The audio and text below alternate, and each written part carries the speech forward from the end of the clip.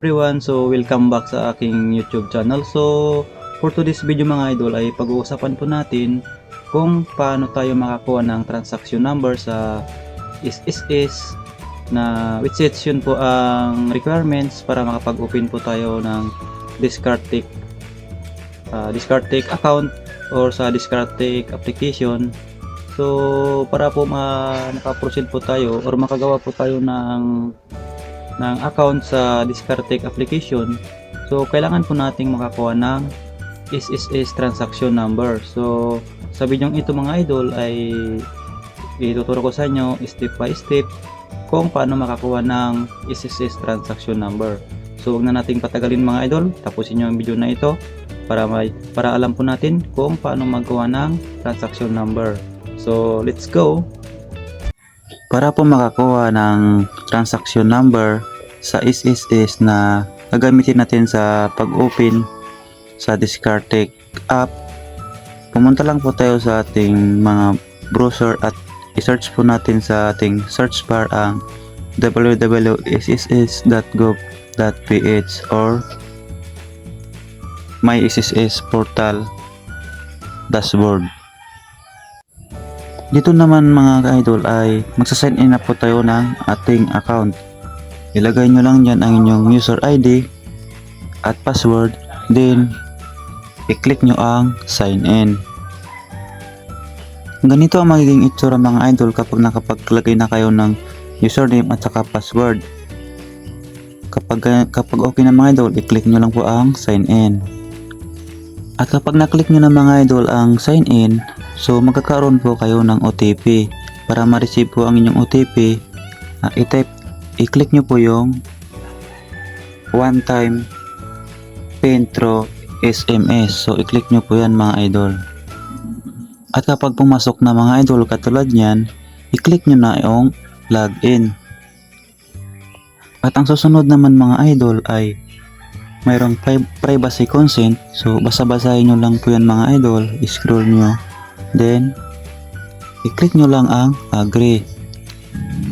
At may lalabas na ganito mga idol, i-click nyo lang ang allow this time. At pagkatapos mga idol ay mapupunta na tayo sa ating dashboard.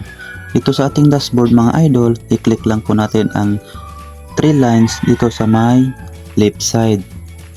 At mapupunta na tayo dito mga idol sa menu.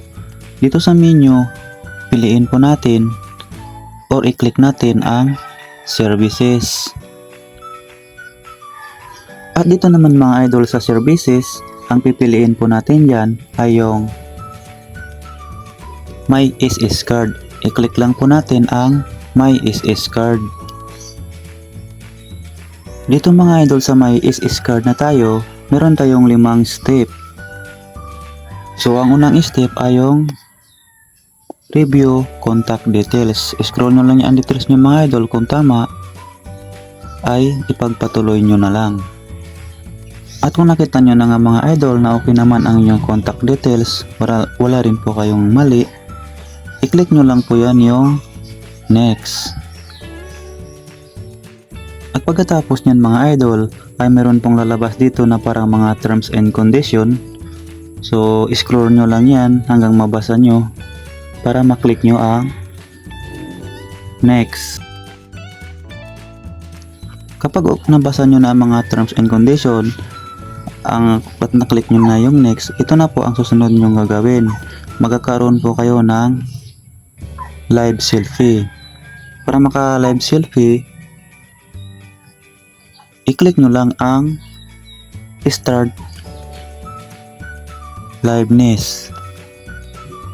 After nyong mag live selfie mga idol, so ganito po ang lalabas. I-click nyo lang po ang proceed. After nyong maklik ang proceed, ito na mga idol ang lalabas.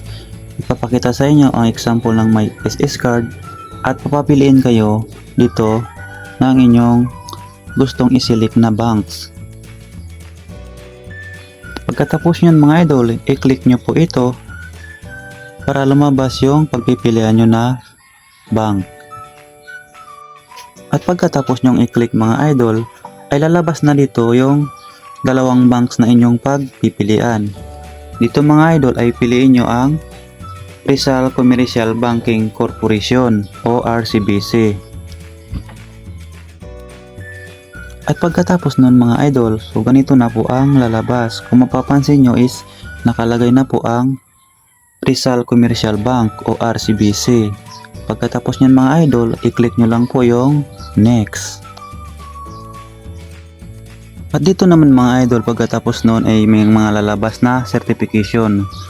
So dito mga idol ay may tatlong box. I-check nyo lang yan ang tatlong box.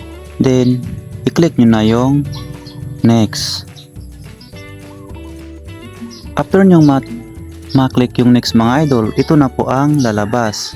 So dito mga idol ay lumabas na po ang ating transaction number from MySys card.